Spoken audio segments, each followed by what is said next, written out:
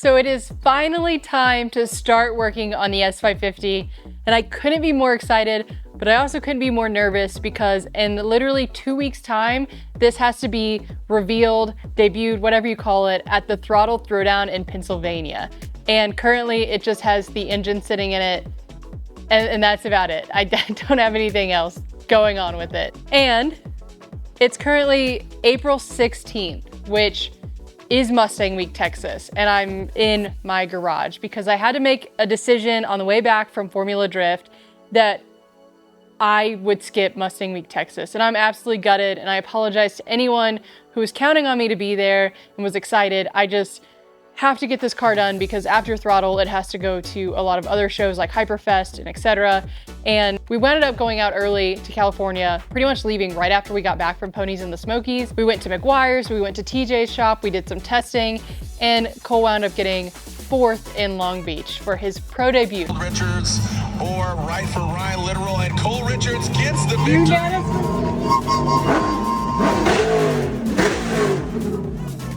I'm so proud of him. But that led me with no time to work on this before we left and very little time once we got back after 3 days straight of driving. So this video, I'm gonna walk you through what parts we have to put on it, what the plan is for it, and next video, I promise I'm not gonna stretch this out into like 3, 4, 5 video series. You're gonna see this video, which is before, and you're gonna see next video, which is after. So let's dive into the parts I have. So I went full autism mode on the tables. I wanted to lay everything out so that way I knew exactly what steps I had to install on the car, because when I had all the parts sitting over here, it looked too much. It looked like I was like, there's no way I'm doing this at all, even by myself. I was like, I can't, I don't know what I'm looking at. So let me walk you through each table. Over here is the suspension table, which we have some parts from BMR.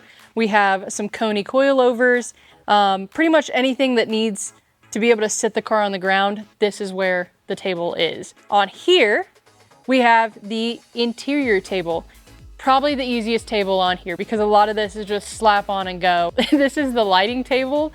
This table also looks really easy. However, it's not going to be easy because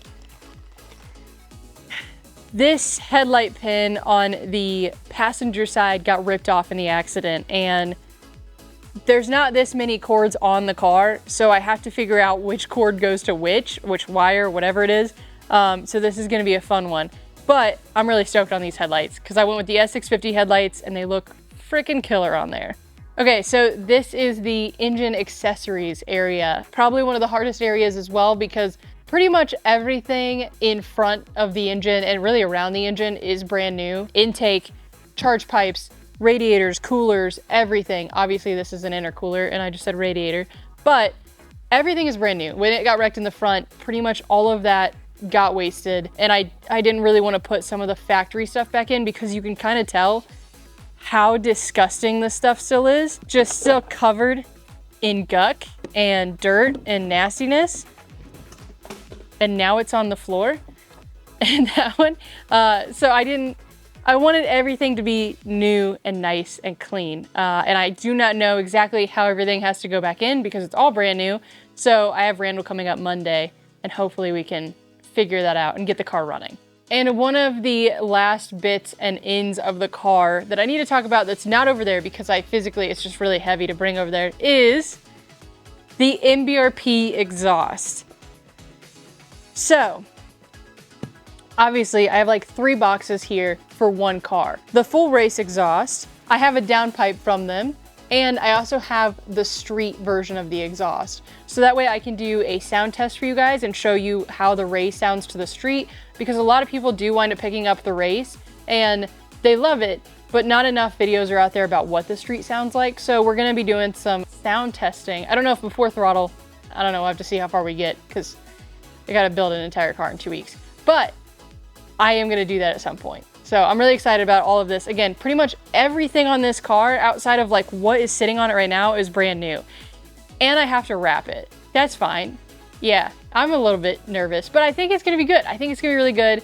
I've built a 650 in 1 week before, so this should be nothing. This should be very easy. Very good. Okay, you can... I just don't know. I just don't know how I'm gonna do this. I don't know. And over here in this corner, I have pretty much everything else that's left, which is the hood. It is a 3-inch cowl hood, and I went with the Mach 1 front bumper. Now, obviously most people with the S550s go with the Shelby bumpers, but I think the Mach bumper is like so freaking aggressive, and I love the little circle fog lights. That's the word. Again, I build cars. I do talk for a living, but it's usually rambling, and I don't really have to have a plan. However, Mach bumper, good bumper. I also went with the GTD fenders, and all of this stuff here in this entire shop came from American Muscle. So today's video sponsor is American Muscle, and I legitimately couldn't have done this S550 build without them. And I wanted to share a little bit of history about my journey with them, all the way back from 2016. So in my S550 order, I actually got this magazine, which is absolutely like serendipitous. I don't know what you want to call it, but basically my first car that I modded with them was a Grabber Blue S197, which you can see here. My first order with them was all the way back in 2016 for my Grabber Blue S197. So over the years, anytime I needed anything for one of my Mustangs or my trucks, I usually went to American Muscle first and made a build list, made a wish list. Then I wound up buying it, you know, and sinking myself into a car for a lot of money. I'm so grateful and honored for their partnership on this, because I couldn't have built a car from the ground up without them. And yeah, I can't say enough how grateful I am for them. So one of the first things that I did as soon as the car came back, because I wanted an easy win and to feel accomplished before I left for Formula Drift, was I threw on these little carbon fiber stickers to cover up some of the wear and tear this car had from sitting outside, because somehow, I swear to God, like tree sap got on the radio and just wound up like messing up a lot of the plastic. And in time, I do want to replace that, but it's a cost that I didn't want to spend or allocate, because it's like, I don't know, minimum of $6-7 replace this radio. And it doesn't need a new radio for the car to function and drive. So for right now, I basically put lipstick on a pig. I think that's the best move, but I am in time looking at a radio option. I don't know if I want the full Tesla iPad in here, or if I just want to upgrade to like the premium package. And I also want the little toggle buttons, and I'm really upset that mine doesn't have those, because that was always a dream of mine, was the S550 buttons with the toggles. But we'll get there. I think you can change them over, but I don't know. I've seen conflicting reports. Anyway, I put stickers on the car. I almost did this entire video without talking about the repair from the body shop, which is probably one of the most important things. Obviously, new parts are fun, but they freaking killed it. So basically what they did was they sawed it off at the firewall. They pulled it out, took a saw to it, cut it off at the firewall forward of the firewall. See, again, I'm illiterate, actually. They sawed it off, they put on a whole new structure, and then painted it to match. And honestly, you really cannot tell. There's one little area where you can see a bend, but like once like everything's in underneath there, exhaust and all that, you're not gonna be able to see the damage anymore. So it is really cool and crazy. I mean, there were some doubters for sure that were like, oh, you're not gonna be able to fix that at all. Obviously a body shop can do just about anything, and they knocked this out of the park to where it's straight as straight. So I am really impressed with it. Strut tower's where it should be. Gonna get some new stuff on. I can't wait to actually set this thing on the ground and like roll it straight and drive it, right? That would be freaking sick. But putting the engine back in, the EcoBoost went back in. I apologize to anyone who wants a 5.0, but I want a freaking EcoBoost. I think it's fun. 20,000 miles.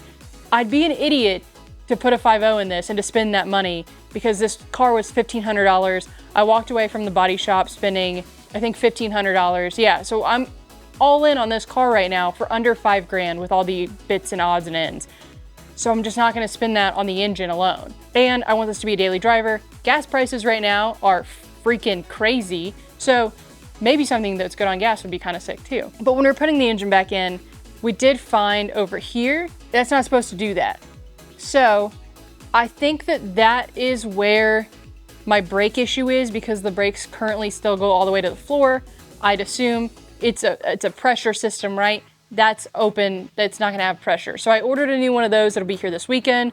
We did crush a brake line. It sat on the K-member and it touched the frame, so it kind of got smushed. So I ordered a new one of those. We basically, to get the engine back in, it was a lot easier than getting it out because we were able to take the K-member down. When it was wrecked, we couldn't get it off because the bolts were kind of stuck in. So we basically put the K-member on the floor, put it on some dollies, set the engine in, and then rolled it underneath and put the car down, which was super fun. Honestly, I can't believe it's that easy to get an engine out of here. And this thing is like, I don't know, a couple 100 pounds. It's like 500 pounds or something. So it was pretty easy to do. And it's so small. There's so much room for activities in here because it's the smallest freaking engine. It's still pretty dirty in here. Got a lot of cleaning to do, but I didn't want to like clean it too much with all of the bits and ends open. I'm going to wait till we kind of get everything set back in, and then I'm going to give it a really good detail. But yeah, I'm excited about the EcoBoost. I got a blow-off valve. I got the exhaust, the downpipe. I think it's going to sound freaking rowdy. All right, I am done yapping. I'm gonna get started on this now because again, I have like a week and a half to finish this realistically. So that is it for today's video. If you wanna see the transformation on this, give me a subscribe, a follow, whatever floats your boat. It would help me out a lot. And I love being able to build cars and to share them with you guys.